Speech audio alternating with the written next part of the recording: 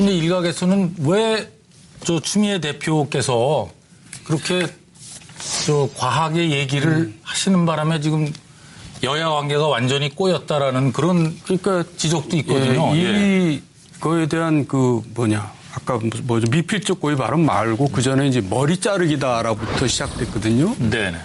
그래가지고 이제 이를 점점 키우고 또 어렵게 만들고 지금 국회까지 지금 이제 안 굴러가게 만들어 버렸는데 지금 대통령 입장에서는 조각을 마무리해야 되죠.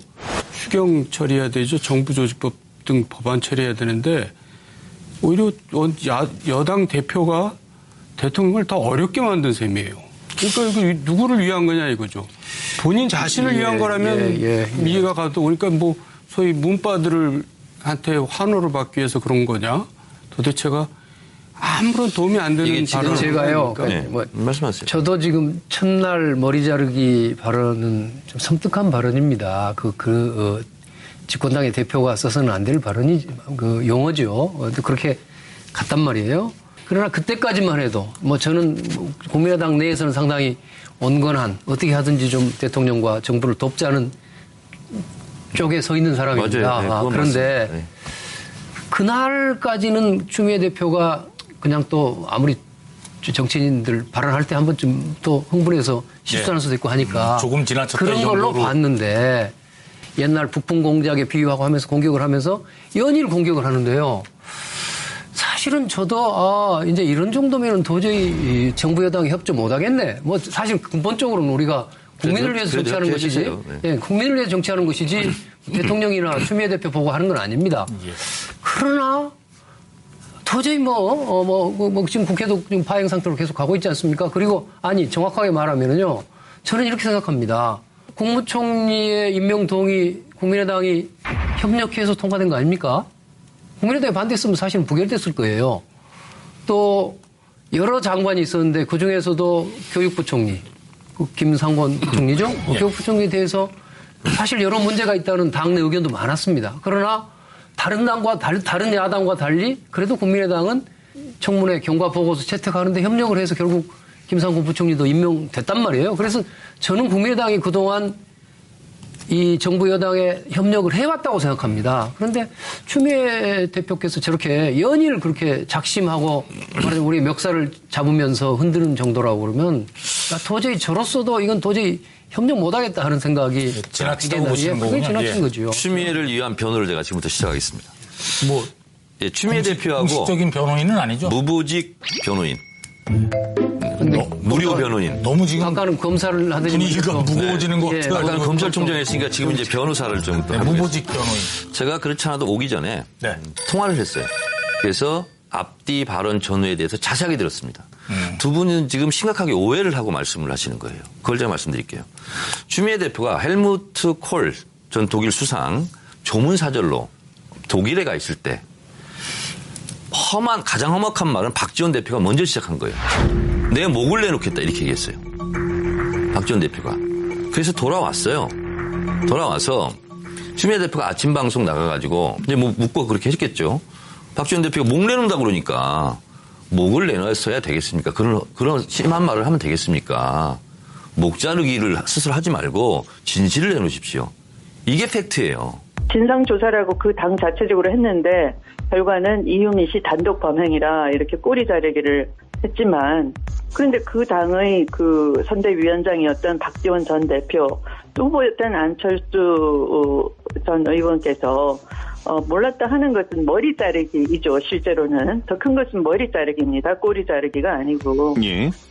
그래서 저는 이 박지원 의원님 같은 경우는 법사위원으로 앉아 계시면서 이 국민의당은 자체 수사를 해서 국민이 믿지도 못하는 그런 가이드라인을 제시하고 그냥 여당 대표한테 목을 내놓겠다 이렇게 막 말씀하시는 건 정말 잘못 짚은 거죠. 목을 내놓으시려고 할 게 아니라 진실을 내놓으셔야죠.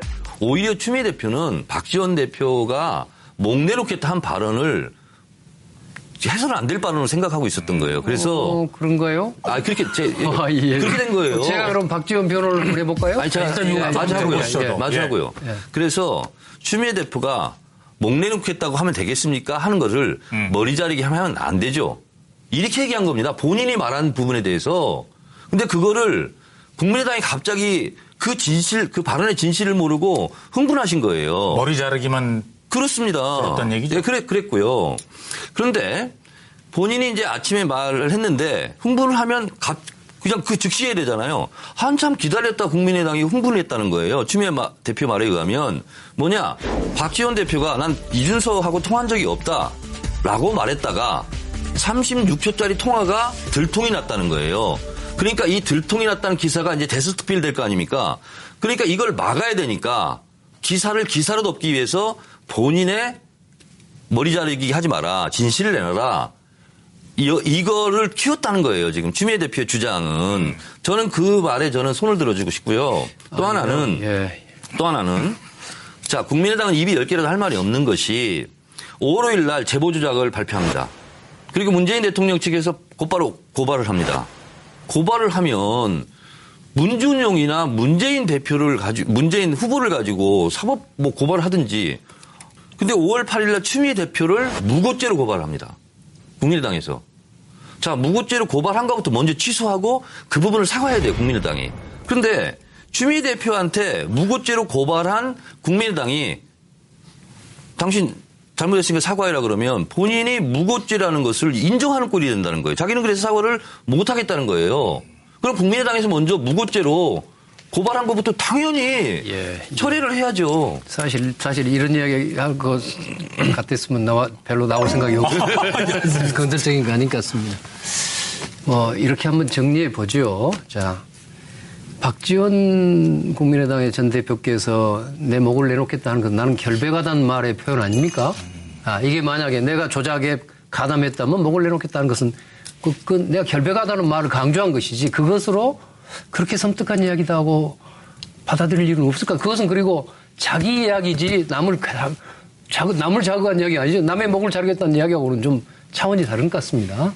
그다음에 두 번째로 아까 무고 문제는요. 이제 이렇게 된 거로 저는 알고 있습니다. 결국 이제 조작된 증거였지만 당신은 이제 어쨌든 당의 그 책임을 맡은 사람들은 국민의당의 책임을 맡은 사람들은 그게 확실하다 하면서 터뜨리면서 공격을 하니까 아마 추미애 대표가 당에서 민주당 측에서 국민의당 관계자들을 고발을 하겠죠. 그러니까 이제 국민의당에서는 그것을 맞대응한다고 해서 무고라고 또 고발을 해놓은 것 같습니다. 그래서 이 사건이 전체적으로 얽혀서 지금 검찰의 수사 대상이거든요. 대표님 그러면 그래서 일단 제가 말씀은 취소하는 게 맞잖아요. 그러니까 지금 요건 그러니까 말이에요. 이건 아까 말씀드린 대로 지금 사건이 조사 중이기 때문에 전모가 드러난 다음에 여러 가지를 한꺼번에 해결해야지 개별 과정에서 지금 뭘 하나 취하고 이렇게 하다가는 오히려 우리의 진위와 관계없이 꼬일 수가 있단 말이에요. 다른 것은 그대로 검찰 수사를 그냥 지켜보더라도 둬도요. 국민의당에서 고발한 무고죄는 빨리 스스로 처리를 그것은 해야죠. 생각해 볼 수 있겠습니다만은 어차피 무고로 처벌받을 거 아니겠습니까? 잘못하면은. 무고에 무고로. 그렇죠. 그럼요. 그건 너무 국민의당을 너무 아껴주신 것 같아요. 너무 아껴주신 것 같아요. 그리고 그것은 제가 보기에는 추미애 대표의 변명이 될 수 있는 것 같지는 않습니다.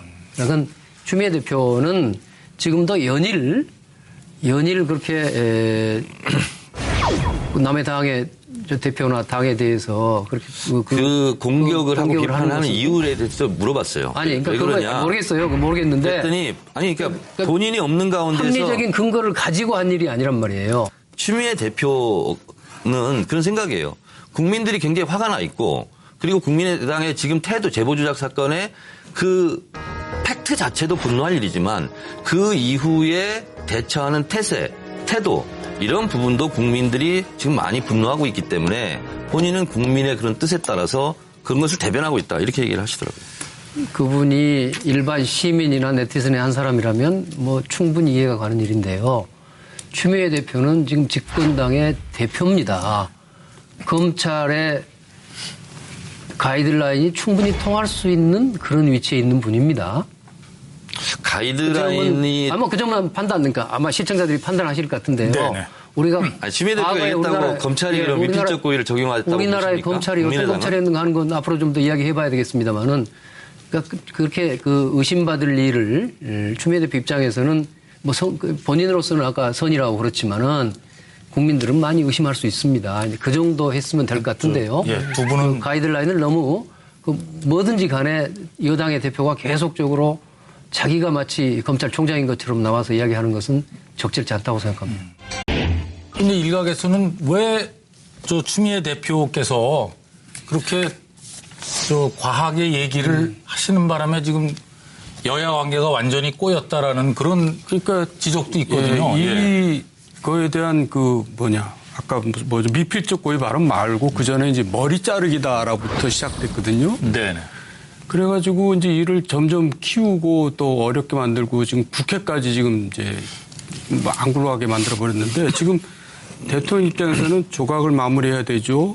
추경 처리해야 되죠. 정부조직법 등 법안 처리해야 되는데 오히려 여당 대표가 대통령을 더 어렵게 만든 셈이에요.